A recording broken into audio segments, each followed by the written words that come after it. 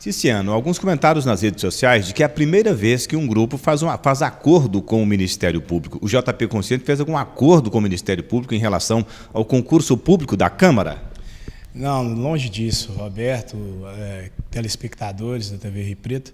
É um dos maiores absurdos que eu li recentemente na repercussão sobre o assunto da reestruturação administrativa e futuro concurso da Câmara de Vereadores.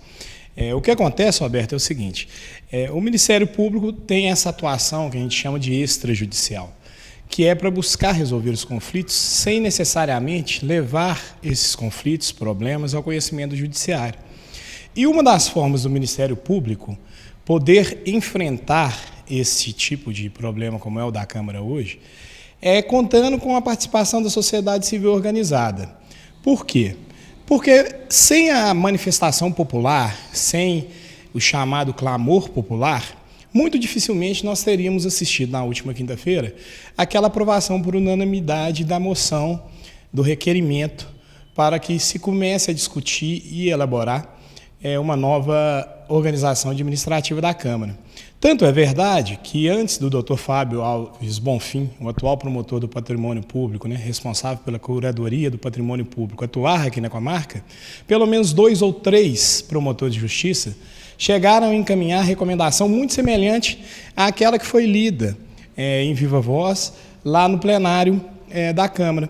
Então, ou seja, se bastasse ao Ministério Público fazer essa pressão extrajudicial, fazer essa cobrança, se isso resolvesse, o problema já estava resolvido e não teríamos, por exemplo, um procedimento administrativo, um procedimento investigatório, tramitando aqui no Ministério Público há pelo menos 10 anos.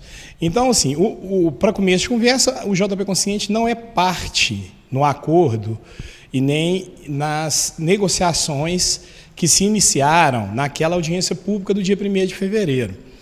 Na verdade, o JP Consciente chama ao debate, propõe a discussão e ao Ministério Público, que detém a atribuição de fazer esse tipo de acordo, de cobrar do poder público, enquanto fiscal da lei, o cumprimento da lei, cabe a ele formalizar isso e da forma como melhor lhe convier.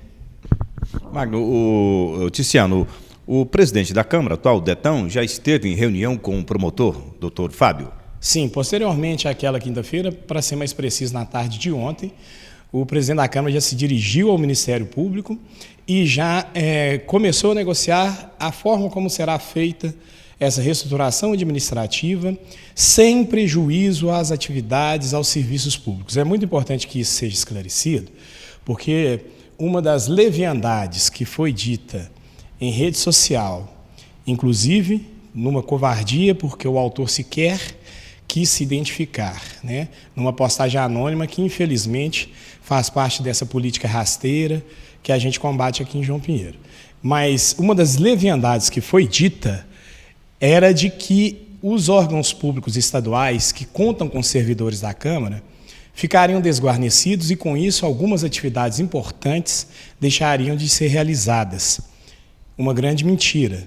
Tanto é verdade que, na tarde de ontem, já foi acordado com o presidente da Câmara qual será a forma de recontratação desse pessoal, porque a verdade é que a contratação estava sendo feita ao arrepio da lei, uma vez que esses servidores constavam na folha de pagamento da Câmara como se naquele local laborassem, e não nos órgãos públicos estaduais, como a Delegacia de Polícia, o IEF, a AEF, entre outros órgãos. Então, agora o que a Câmara fará? Firmará provavelmente um convênio com cada um desses órgãos, fornecerá os recursos necessários à contratação desse pessoal e ao próprio órgão, a própria entidade estadual, se responsabilizará pela contratação.